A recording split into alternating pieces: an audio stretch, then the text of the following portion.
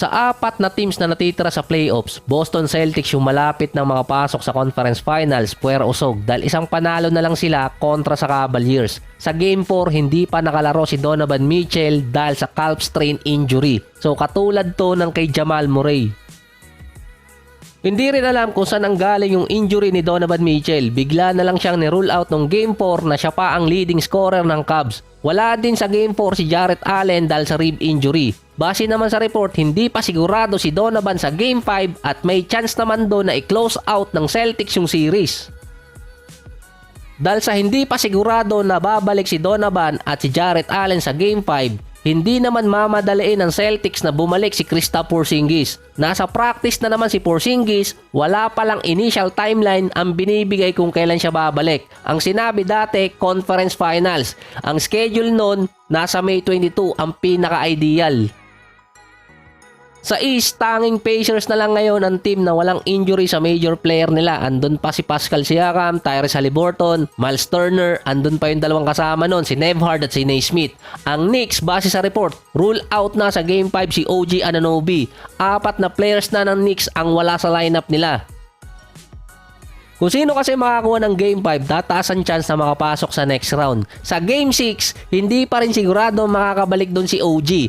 Base kay Mike Breen na isa sa mga announcer ng game, wala pa sa court activity si OG na sinundan nyo ng interview ni Coach Tom Thibodeau na di umano, hindi pa nakakatakbo si OG Anunoby. 3 yung bubuhat at 3 din yung babad, yung Villanova trio, sina Bronson, Josh Hart at Donte DiVincenzo.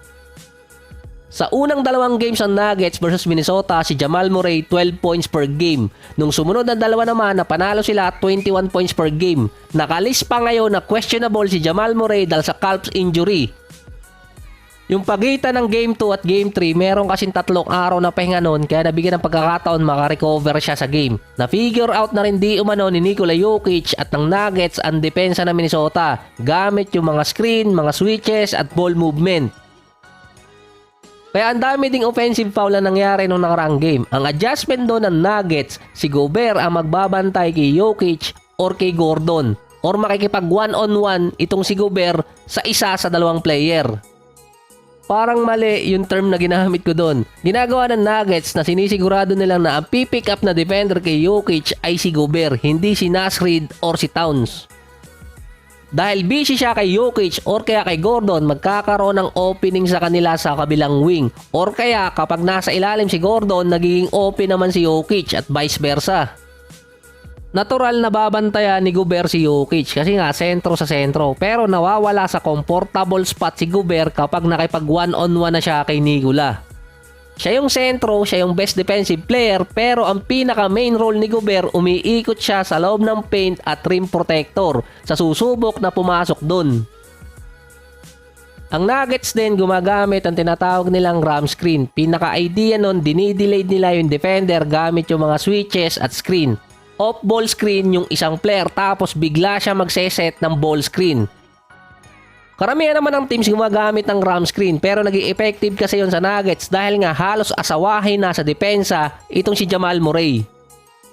Katulad ng ginawa ni Christian Braun, hindi ito yung magandang sample, wala lang akong makita talagang magandang clip. Dinilayed niya si Towns bago makahabol kay Jokic dahil si Jokic ang magseset ng screen kay Jamal Murray. Binrake nila yung formation ng defense ng Minnesota.